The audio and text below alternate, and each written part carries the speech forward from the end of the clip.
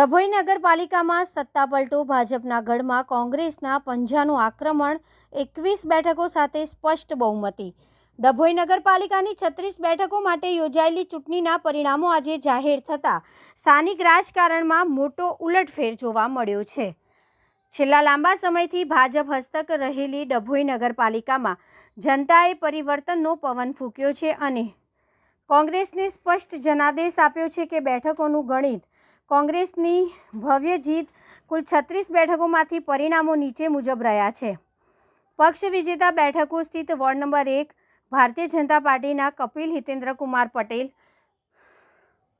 કમલકુમાર રાકેશભાઈ બારોટ, રાજુભાઈ જીવણભાઈ ઠાકોર, વાસુબેન વિશાલકુમાર પટેલ, જ્યારે ward number 2માં ભાજપના આરીફ નવાઝ અને મોહમ્મદ મકરાણી વકીલ તથા કોંગ્રેસના કમલેશભાઈ વિષ્ણુભાઈ પાટણવાડિયા, જેતુનબેન ઇસ્માઇલભાઈ મંસૂરી, પુષ્પાબેન સતીશભાઈ રાવલ, વોર્ડ નંબર 3માં કોંગ્રેસના અજયભાઈ નરસિંહભાઈ રાઠવા, ઉર્મિલાબેન કુલદીપભાઈ શર્મા, મંજૂર હુસેન, મકબૂલ હુસેન સલાટ તથા ભાજપના જાગૃતિબેન કમોદભાઈ સોલંકી, વોર્ડ નંબર 4માં કોંગ્રેસના નસલીન બાનુ મોહમ્મદ રિયાઝ મંસૂરી, નૂર મોહમ્મદ મોહમ્મદભાઈ મહુડાવાલા, સમીરા બાનુ અબ્દુલ રહીમ અંસાર, જ્યારે વોર્ડ નંબર 5માં કોંગ્રેસના કુનાલભાઈ સંજયભાઈ તડવી, શીતલબેન પિન્ટુભાઈ પટેલ, સલીમભાઈ નૂરભાઈ ઘાંચી, સાનિયાબાનુ ઇસ્માઇલભાઈ હવેલીવાડા, વોર્ડ નંબર 6માં કોંગ્રેસના આયશાબાનુ ફતેભાઈ કાકુજીવાડા, મરજીના બાનુ સલમાનભાઈ મંસૂરી, સુનિલકુમાર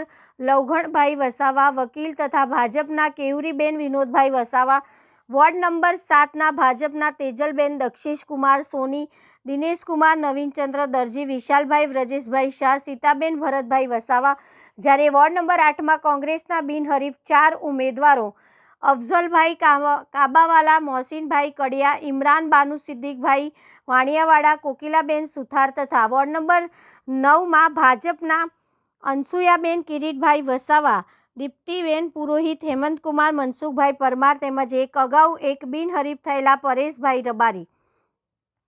કોંગ્રેસ 21માં સ્પષ્ટ બહુમતી, ભાજપના 15 વિપક્ષના હારજીતના મુખ્ય આંકડા અને દિગ્ગજોની પરાજય। ચૂંટણીના પરિણામોમાં સૌથી મોટો અપસેટ વોર્ડ નંબર 2માં જોવા મળ્યો। ગત સત્તા પક્ષના પ્રમુખ રહેલા બીરેન શાહની હાર, નગરપાલિકાના માજી પ્રમુખ અને ભાજપના કદાવર નેતા બીરેન શાહને વોર્ડ નંબર 2માં પરાજયનો સામનો કરવો પડ્યો છે।